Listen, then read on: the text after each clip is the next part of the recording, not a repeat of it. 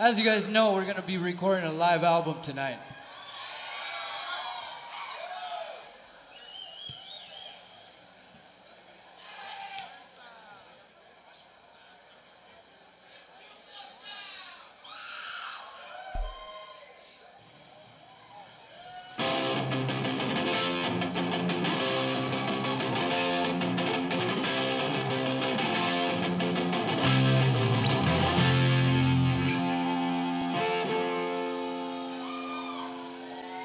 This isn't no program shit on the radio. This is ska punk for you in stereo. We play it like shit. We just don't give a fuck. 1, 2, 3, go. What's up, everyone? I am Raul Mendoza, and this is how it all started, the story of Fixed Idea. I've always liked music. My first recollection of me really being into music is when my family would live with my grandparents. We used to live in the subterráneo, meaning the basement. And we lived in Central, and every year it was a tradition for all my family to go out to the Thanksgiving parade on Montana. My family would set up chairs and reserve them. And when the time has come, because I was young, man, I'd go out there and listen to watch the parade. But when I would hear the marching bands coming across and everything, I felt like when I would hear the bass drum, I felt it like it was inside my heart, like it was inside my body, and it just moved me, man. I was like, wow, what is that power? And it was music. My grandpa too, he was a Shriner, so he was an Almeida Shrine band, and you know, we would look out for him, so when he passes by, we could cheer him on. And that's when I saw all the marching bands, the drums, just the music. It hit me. So I think that's the first recollection of when music really made an impact on me. The birth of Fixed Idea, I've always was interested in music, as I just mentioned before, right now. I like the guitar, man. I wanted to play the guitar. I remember my mom got me an acoustic guitar, and I didn't know how to do anything, so I ended up breaking it because I saw the Scorpions music video. I think it was the Scorpions, or Quite Right or something. So I decided to break that fucking acoustic because I didn't know how to play it. But I wanted to play guitar. I remember clearly my 5th grade teacher, Mr. Valdez. You know, recently I found out he passed away this past Sunday. Because the dude would jam out. During that time, that's when my parents got a divorce. And I didn't have a male role model. I was lost. I didn't know what. Back then, not many of my friends had divorced parents. They were all together, so I felt like I'm the misfit, I'm the rejected, you know, maybe it's my fault that my family broke up. So he would show up and he would say, "Hey, Pancho," and he wanted me to say, "Hey, Kiko," and he would laugh. And he would bust out his guitar and he would jam out, and I would sit in front of him, the whole class, but I would just watch him move his fingers and stuff like that. It's like, wow, I want to do that one. I tried it, it hurt my fingers, so I gave up. But when I started skateboarding, and I had a couple friends that had guitars at their house. I would pick it up and mess around with it. Wrote a little song called She Dies, 2 strings.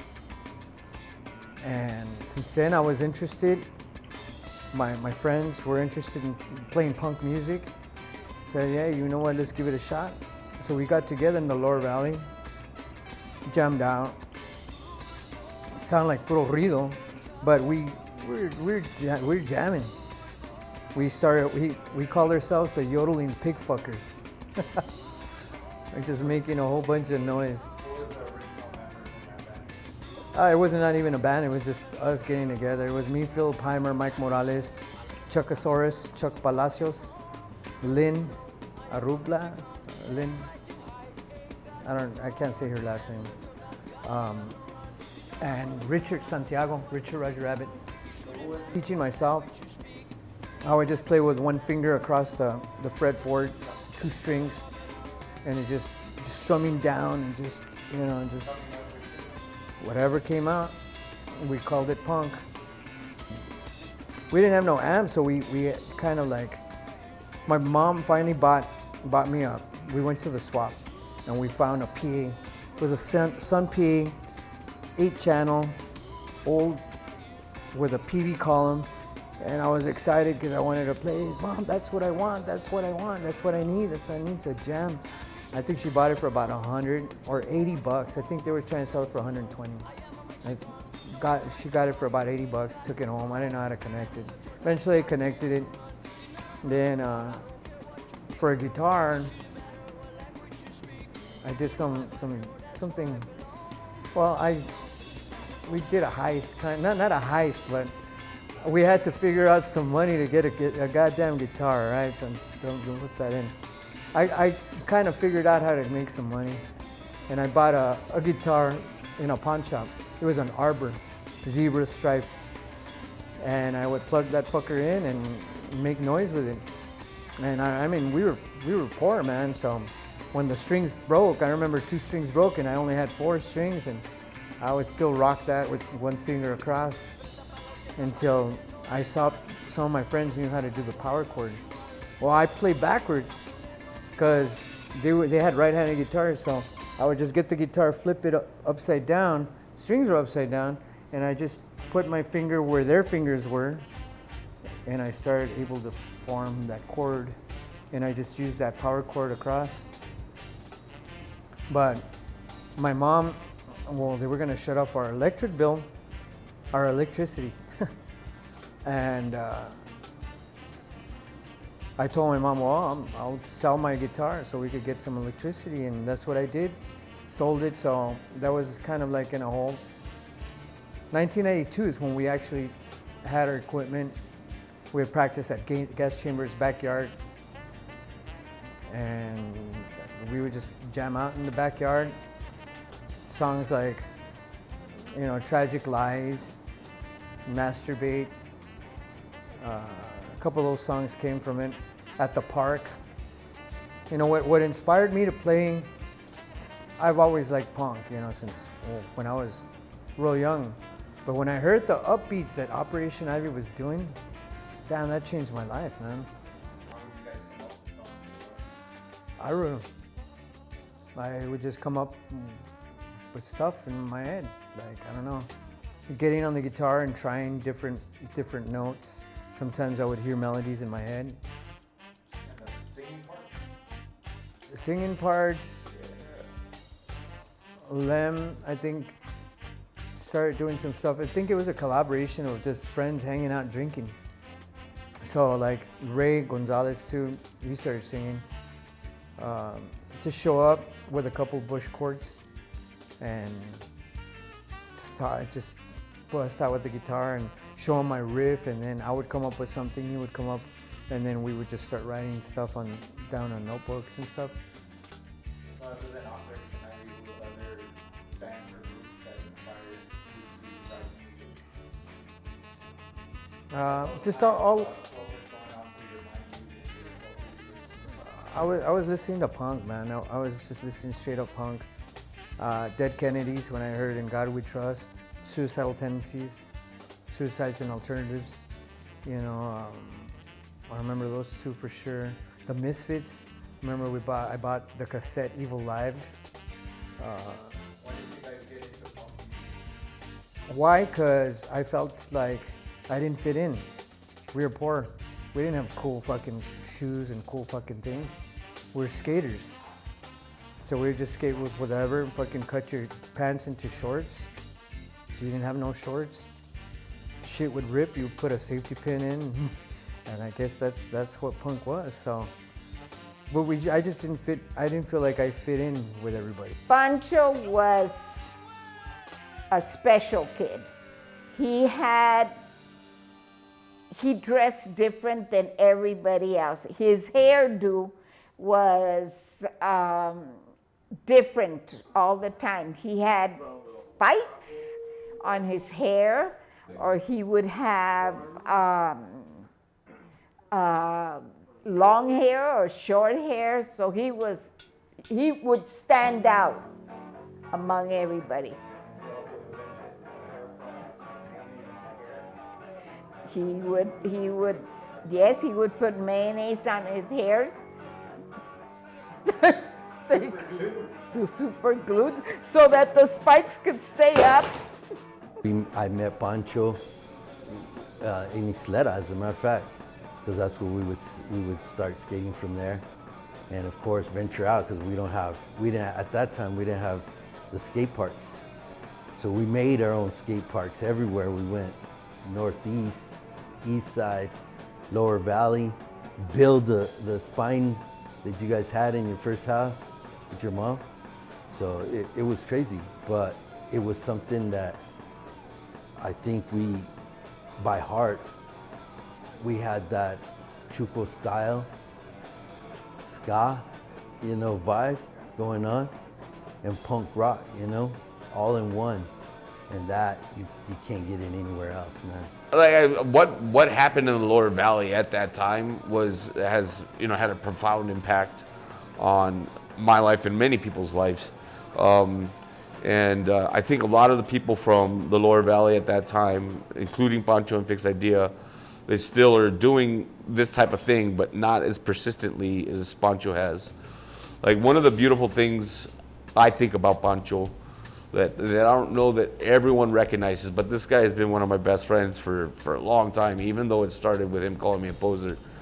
But he's been such a close friend for a long time that I've been able to kind of examine, and come up with my own understanding of who he is as a man, And something I recognize now that I didn't always recognize was that, he's a teacher, first and foremost.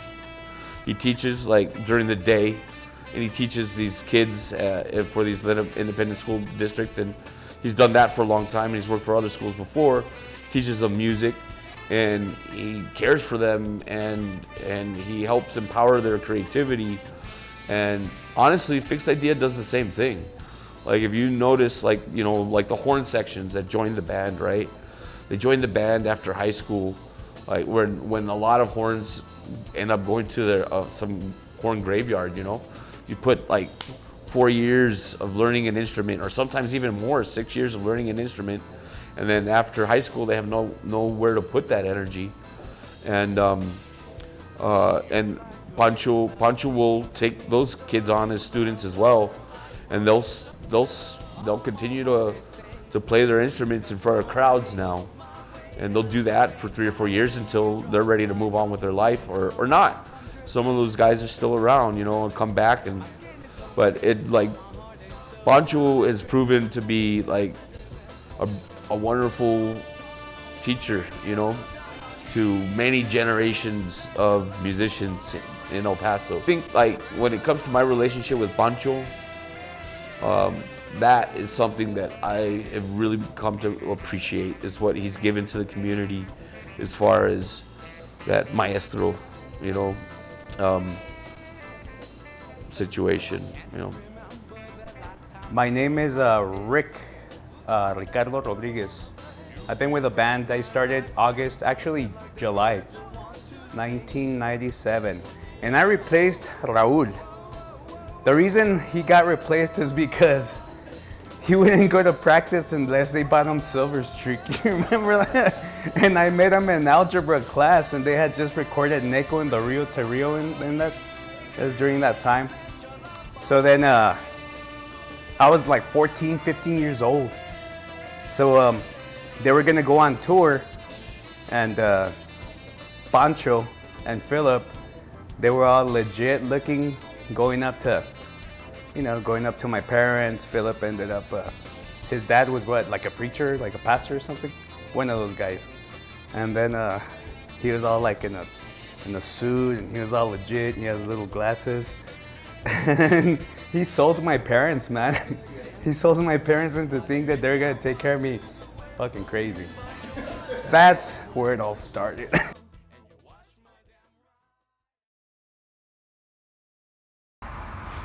Fud Harvey.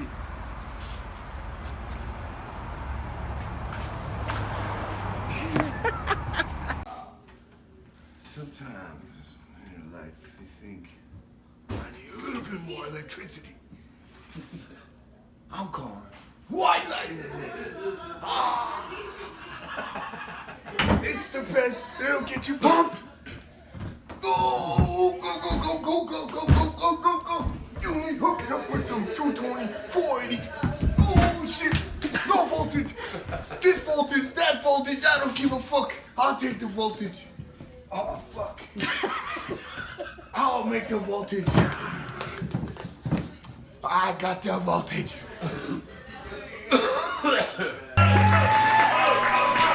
Thank you. This is called a bear.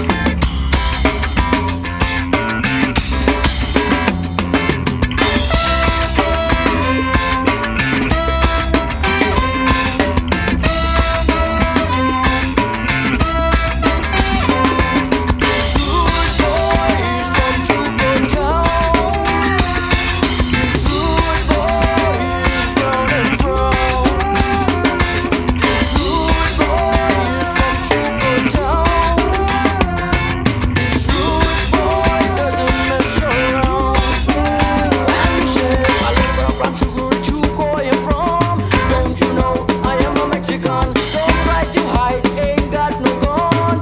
And the truth has got me on the run. You know I'm proud and proud, I don't care what you think, no. It shouldn't matter what language you speak. In my barrio, that's where I belong. Cause you know, it's not a problem.